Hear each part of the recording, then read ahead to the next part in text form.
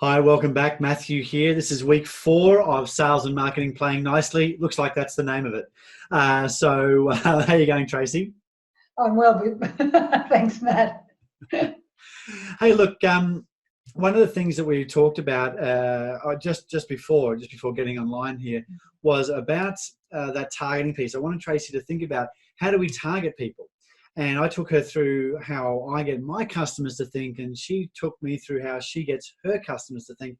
And there's some really cool synergies there. So if in the next couple of minutes, what I'm going to do is take you through how I do it. Tracey's going to take you through how she's going to do it.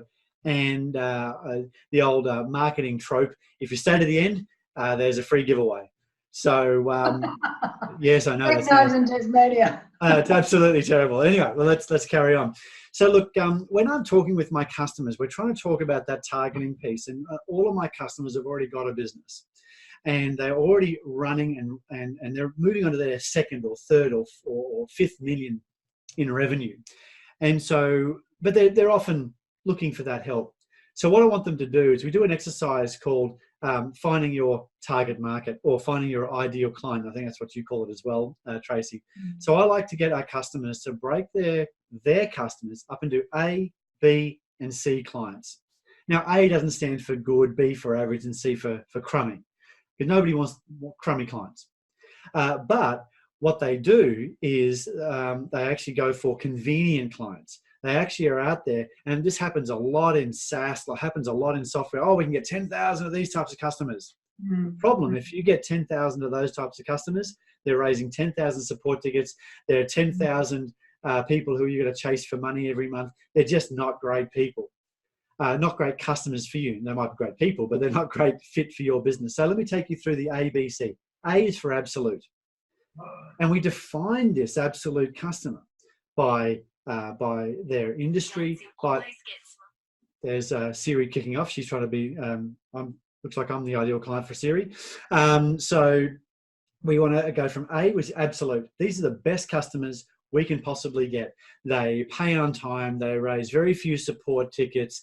They're referring us. They're doing a whole bunch of things that we have qualified and go, right, this is the exact best customer for me. The next level is B. B is for beneficial.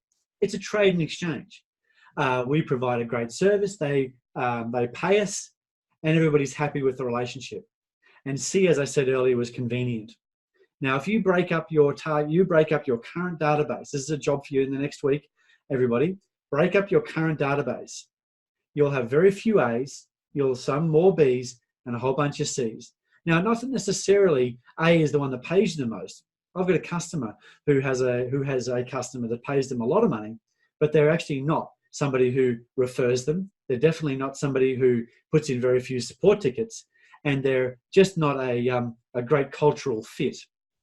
So we need to make sure we onboard and only target those customers. Now, Tracey, how do you identify those perfect customers?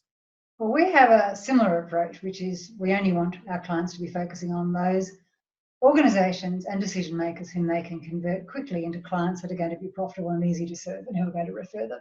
And we call that the ideal client. So from our viewpoint, we want our clients to focus really just on them. And we want them to think about what verticals they may be in, what types of organisations they may be in, what size of organisations they may be in, what types of problems that may be in common, and where they may be located. So, for example, a software company may have a great software product that they think is suitable for, let's say, for government, but they don't want the government of Tajikistan necessarily as a client, because it's going to be very, very hard to serve. So I want them to think about all of those components, because they're going to end up narrowing down on a very small number of clients that they can call ideal. And when they fill out the ideal client profile, I want them to think about their top 5 clients actually by name. So they're putting real data into the spreadsheet that shows them exactly what these clients have in common. And if they fill in the spreadsheet, the gold dust pops out the bottom. It will be what their ideal clients are going to look like. Fantastic. And that helps them in targeting with their outbound marketing, with their types of content they put out, a whole range of things, doesn't it?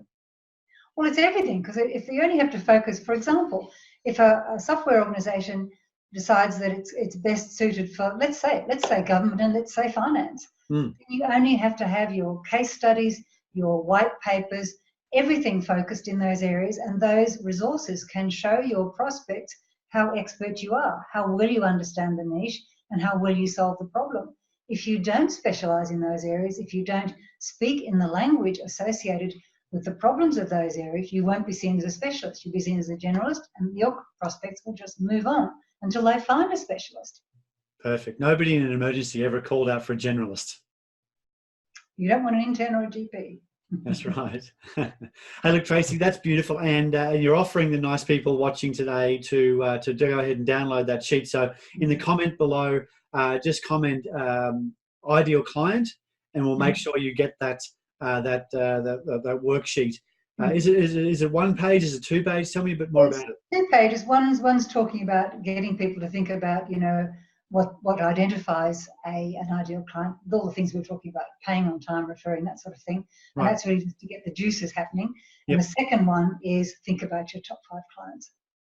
Perfect. Well, guys, that's it for the day. With a free download, you've got everything in this episode. Also, you've got Siri kicking in and having her say. So thanks very much for taking the time to watch this video, and we'll see you next week. Bye for now. Thanks a lot, Matt. Bye.